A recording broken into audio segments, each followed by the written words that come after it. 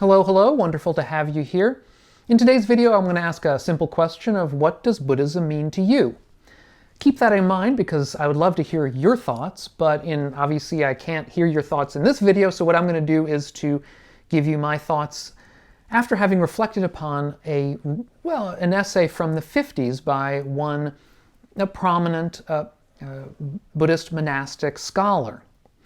By the way, if you're new to this channel of mine and interested in living a wiser and a kinder and a calmer life, consider subscribing to this channel and click the bell down below if you want to receive notifications when I come out with new videos. So what does Buddhism mean to you? What does Buddhism mean? There was one recent essay when I was doing some looking around research on this question of what Buddhism means to people. There's a certain amount of information out there about people having given answers to this question. And one particularly interesting place was an essay written actually in the late 50s and published by a Burmese monastic scholar, Sayadaw Thittila or Thittila. And apart from a number of sort of 1950s anachronisms, it could have been written today.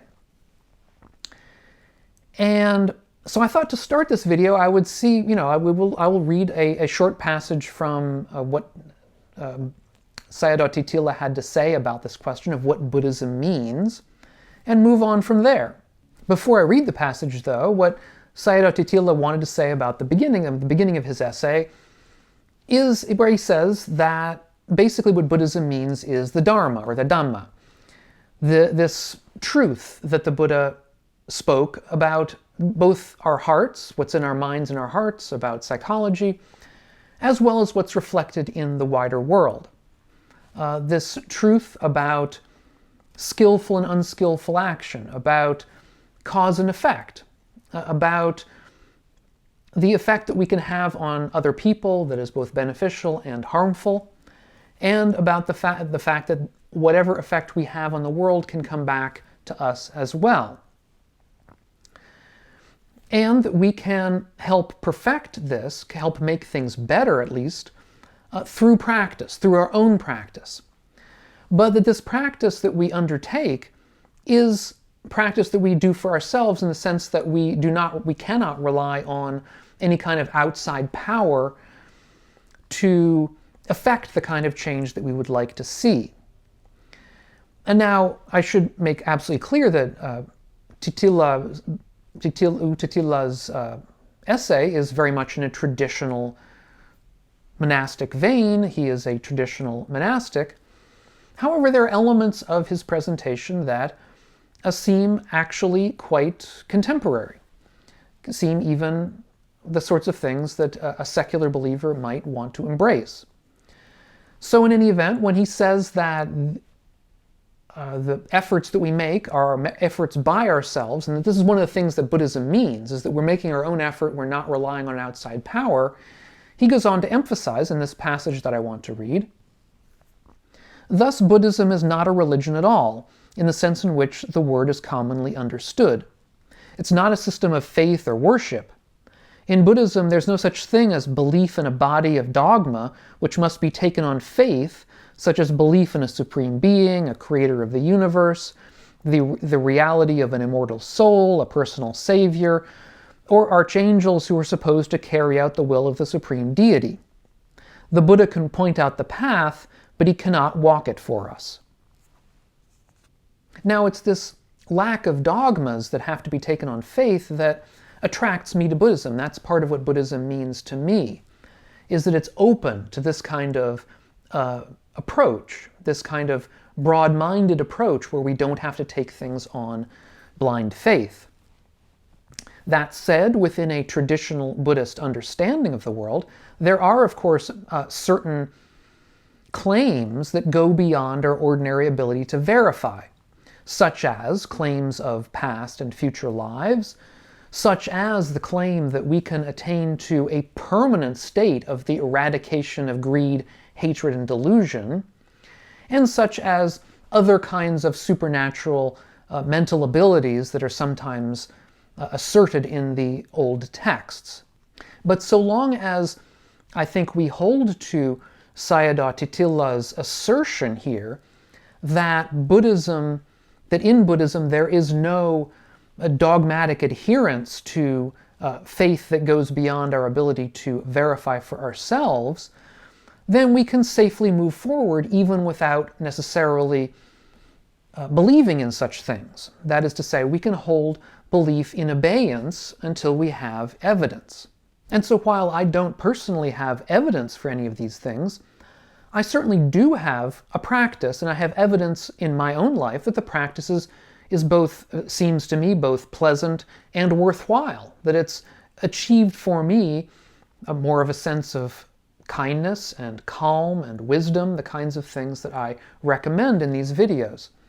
The practice that we undertake of meditation, of practicing things like loving kindness and compassion, of using the Buddha and other similar figures as models for our own behavior in certain respects anyhow.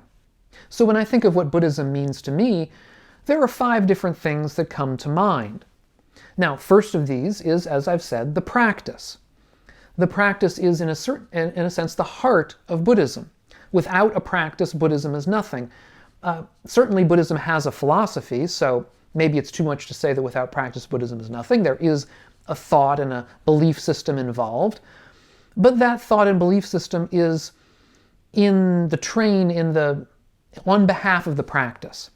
It's something that has to be practiced in order to be truly grasped and understood. But Buddhism is more than just a practice. In the second place, Buddhism is, to me, Sangha. It's a community.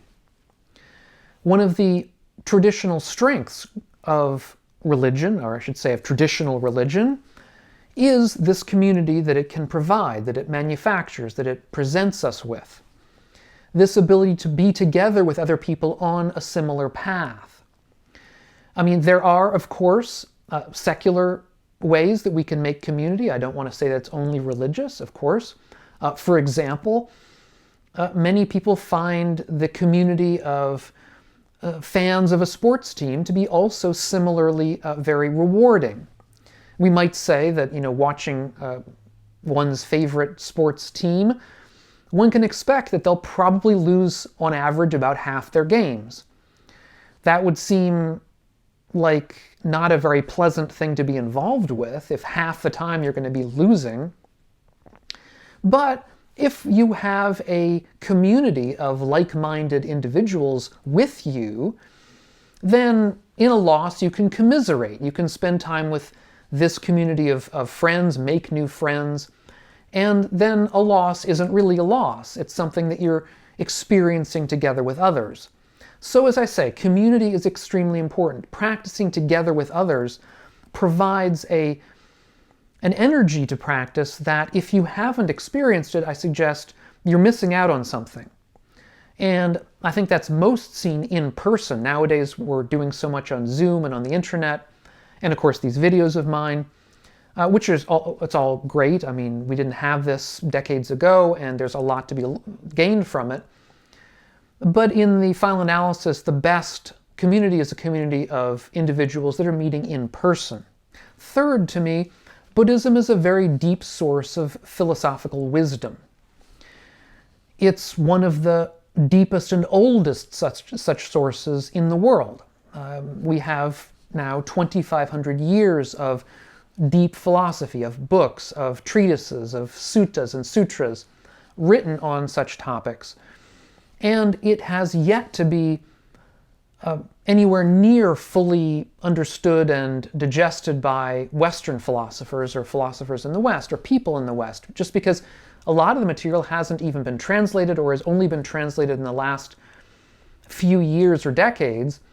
And it takes time. It takes lifetimes to really digest all of this kind of material. Now, I'm by my own admission, sort of a philosophical geek. That was my past as getting a PhD in philosophy, so I'm very interested in this subject.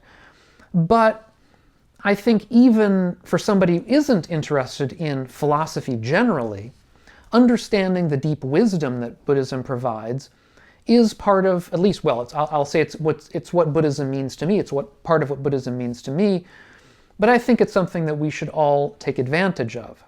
Now, fourth, Buddhism is also a deep source of aesthetic pleasure. Many of us will be familiar with the, again, millennia-long history of Buddhist art, from the early statues or even the Ashokan pillars that we find in India in the 2nd or 3rd centuries before the Common Era, through to Zen temples being constructed today in the contemporary West, or in Japan, or China, or Korea, or elsewhere. This kind of deep well of aesthetic pleasure is something that we can all take advantage of and gain pleasure from. And if I think we're using it properly, we can also gain insight and wisdom through it, because so much of the aesthetic, the artistic production in Buddhism is intended to be didactic. It's intended to be teaching us a certain kind of lesson. In other words, it's not only supposed to be enjoyed as an aesthetic pleasure, but also as a way of teaching us. And of course, there's also the great, enormous, complex kinds of artistic productions we find in Tibet, which are indeed, we might say, the exact opposite of what you find in Zen. And the fact that Buddhism maintains both at the same time is really quite fascinating. Fifth, Buddhism is a deep source of history. And who doesn't love to learn about history? Buddhism includes the history of ancient India, of China, of Japan, Korea, Southeast Asia, and now into the West, and into the rest of the world, really. There's an enormous amount to learn about. And some of my most popular videos have been about Buddhist history. For example, a video on why Buddhism declined in India, which took an enormous amount of research to do. It's the sort of thing that we can learn about, but we should not overlook the fact that Buddhism's history continues down to today. And there have been a number of recent books, very good recent books, that have been trying to tease out some of the modern day, contemporary day history of Buddhism. I'll leave a link to a couple of such books down below that I recommend. And that is indeed another big benefit of many traditional religious belief systems, is that they link us into a history that goes back for millennia.